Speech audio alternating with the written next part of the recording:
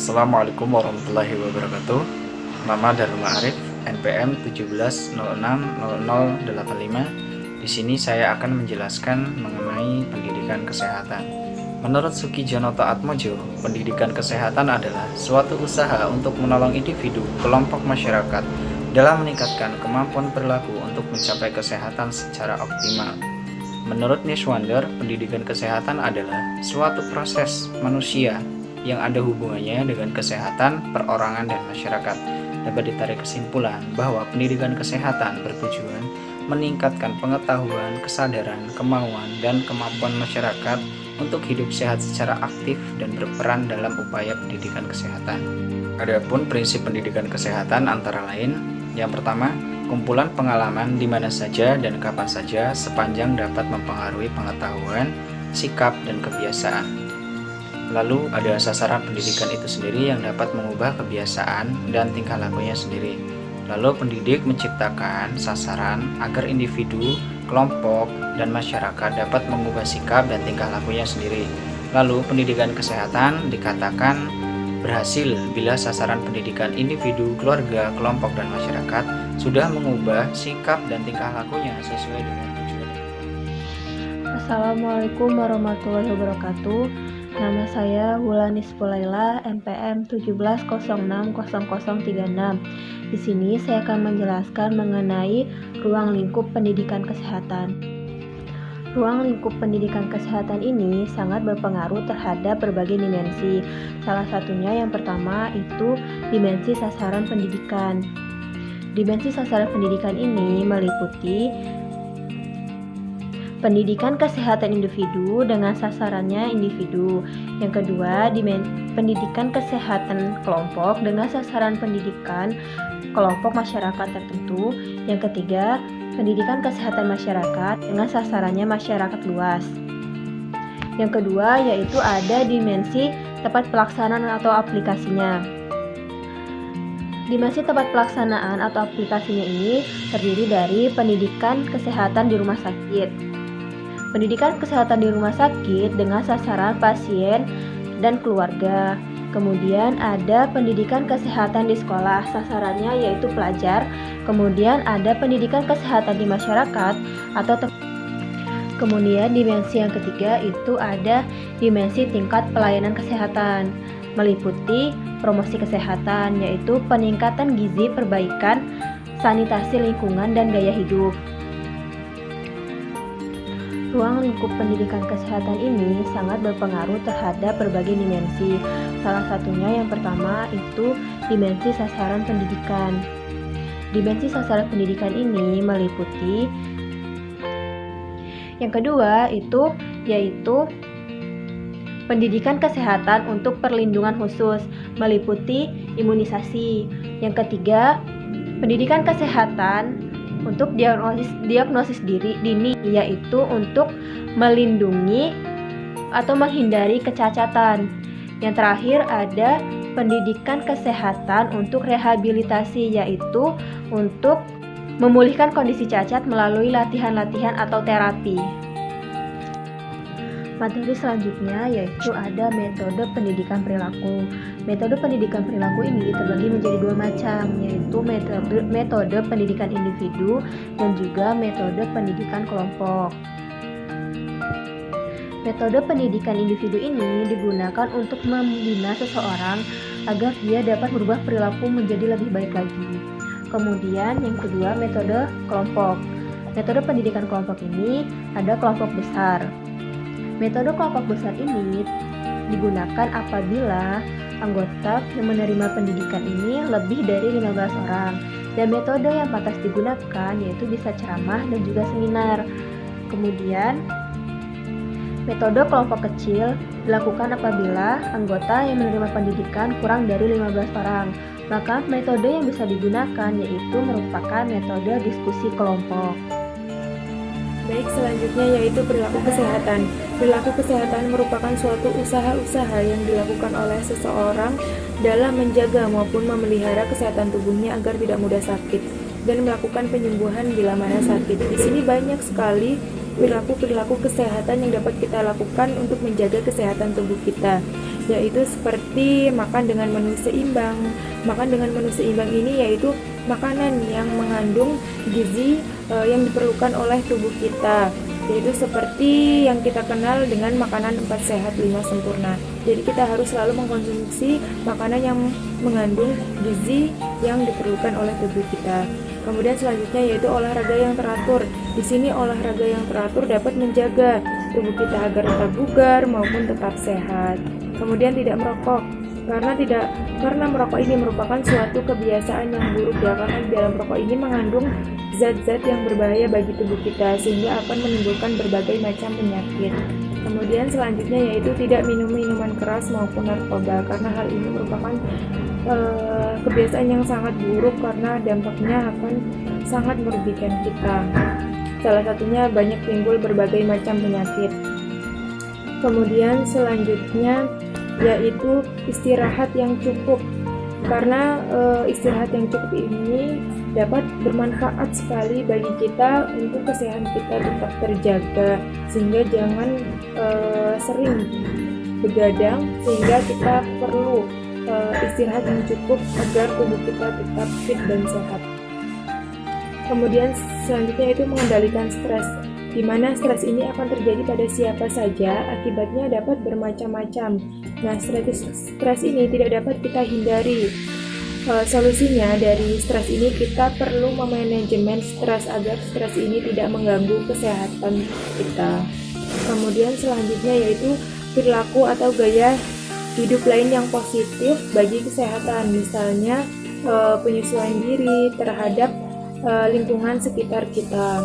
Selanjutnya yaitu perilaku sakit. Perilaku sakit ini yaitu mencakup respon seseorang terhadap sakit dan penyakit, persepsinya terhadap penyakit, pengetahuan tentang penyebab dan gejala penyakit, pengobatan penyakit, dan lain sebagainya. Kemudian selanjutnya yaitu perilaku peran sakit. Perilaku peran sakit ini yaitu mempunyai peran yang mencakup hak-hak orang yang sedang sakit. Misalnya perilaku ini meliputi tindakan untuk memperoleh kesembuhan, kemudian mengenal, mengetahui fasilitas atau sarana pelayanan penyakit yang layak. Selanjutnya yaitu mengetahui hak. Mengetahui hak di sini yaitu misalnya hak memperoleh perawatan, yaitu memperoleh pelayanan kesehatan dan lain sebagainya. Domain perilaku kesehatan. Alat pengukuran pendidikan kesehatan. Yang pertama, pengetahuan. Pengetahuan merupakan hasil tahu, dan ini dihasilkan setelah orang melakukan penginderaan terhadap suatu objek tertentu.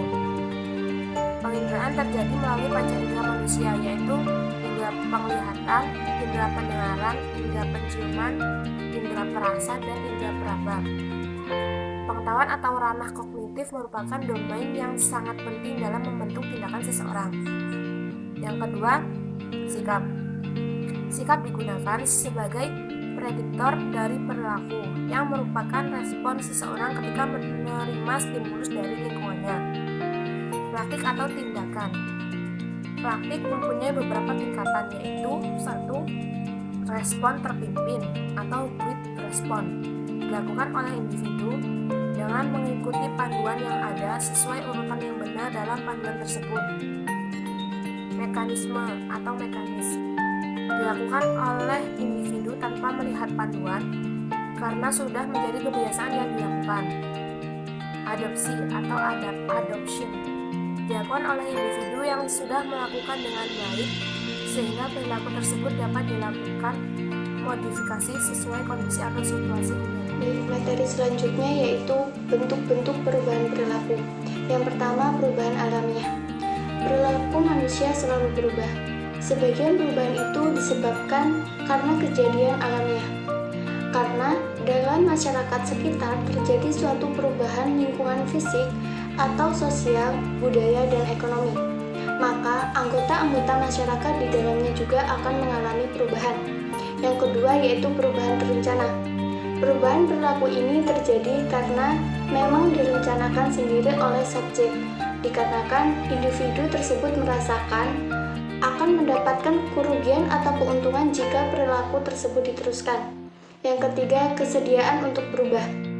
Apabila terjadi suatu inovasi atau program-program di dalam masyarakat, maka yang sering terjadi adalah sebagian orang sangat cepat untuk menerima inovasi atau perubahan tersebut, perubahan perilakunya.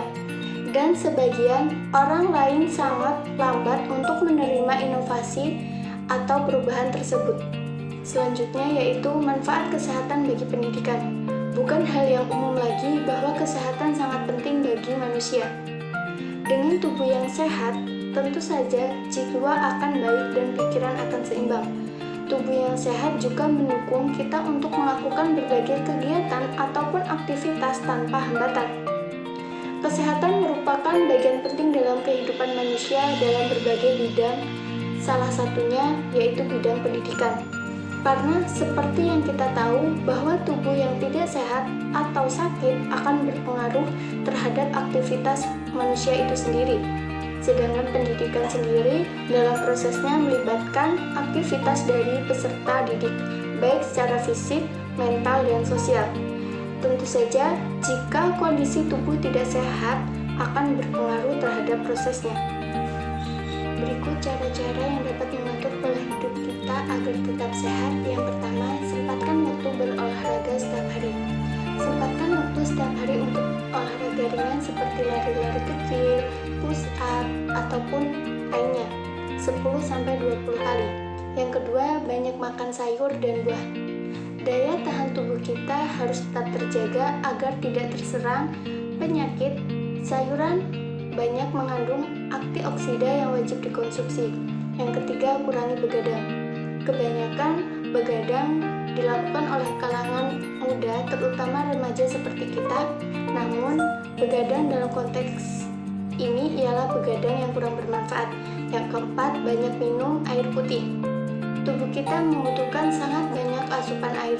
Kebanyakan dari kita lebih memilih minuman-minuman yang berwarna banyak yang mengandung pemanis buatan. Yang kelima, memanajemen stres. Tugas yang banyak, tidak bisa membagi waktu, gangguan batin, keuangan, terkadang membuat diri kita sulit untuk dikendalikan. Jadi stres pun melanda. Yang keenam, jagalah kebersihan dan kerapihan lingkungan. Belajar dalam kondisi bersih dan rapi jauh lebih nyaman dibanding dalam kondisi kotor, baik di sekolah maupun di rumah. Kebersihan tidak hanya menguntungkan diri sendiri, juga dapat menguntungkan orang-orang yang berada di sekitar kita. Itulah presentasi dari saya kembalikan kepada. Baiklah, materi selanjutnya mengenai pemberdayaan dan penerapan PHBS di sekolah. Nah, penerapan dan pemberdayaan PHBS di sekolah ini memiliki tujuan khusus dan tujuan umum. Tujuan umumnya yang pertama yaitu untuk memberdayakan seluruh sivitas sekolah agar terbiasa menerapkan hidup sehat baik di sekolah maupun di rumah dan mewujudkan sekolah yang sehat. Nah, kemudian ada tujuan khusus. Yang tujuan khususnya yaitu dapat meningkatkan pengetahuan siswa mengenai apa sih itu hidup sehat dan bagaimana sih cara kita melakukan pola hidup sehat itu. Kemudian kita juga dapat menciptakan sivitas yang mandiri dalam mewujudkan sekolah yang ber-PHBS. Baiklah, selanjutnya mengenai manfaat dari kesehatan atau hidup sehat dalam dunia pendidikan. Nah, dengan kita selalu menerapkan pola hidup sehat dan diperoleh tubuh yang sehat, yang pertama kita akan dapat memanfaatkan dalam dunia pendidikan. Yang pertama yaitu meningkatkan semangat belajar. Karena dengan tubuh yang sehat tentunya akan membuat kita semangat pula dalam melakukan aktivitas. Nah, yang kedua akan meningkatkan produktivitas belajar. Nah, seperti yang kita tahu dalam proses belajar pembelajaran kita akan menggunakan beberapa aktivitas baik secara fisik, mental maupun secara kognitif atau pengetahuan. Nah, tentunya dengan tubuh yang sehat kita dapat memanfaatkan hal-hal tersebut dengan maksimal, sehingga dalam proses pembelajaran pun kita dapat menampilkan performa yang maksimal. Nah, kemudian meningkatkan prestasi belajar dengan semangat dan produktivitas belajar yang meningkat tentunya akan berpengaruh terhadap prestasi belajar siswa. Nah, kemudian yang terakhir mengurangi tingkat absensi belajar, kehadiran siswa di sekolah. Nah, dengan tubuh yang sehat tentunya kita akan selalu hadir ketika pembelajaran di sekolah. Nah, itulah materi yang dapat saya sampaikan. Saya kembalikan kepada moderator.